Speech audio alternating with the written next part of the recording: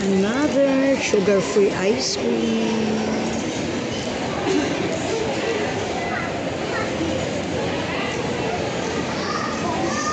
Pwedeng kumain ang mataas ng sugar ng ice cream kasi sugar-free naman to.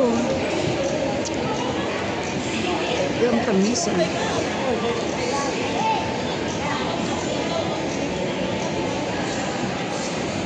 Mas gusto ko pa rin ang durian flavor kaso yung durian flavor nila hindi sugar-free.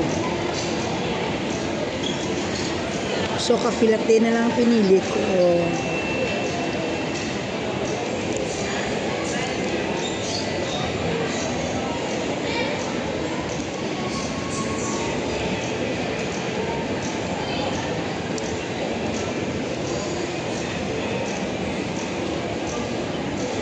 Sa mga diabetic dyan,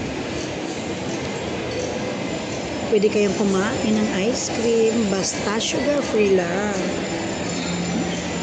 gaya ni Mama D.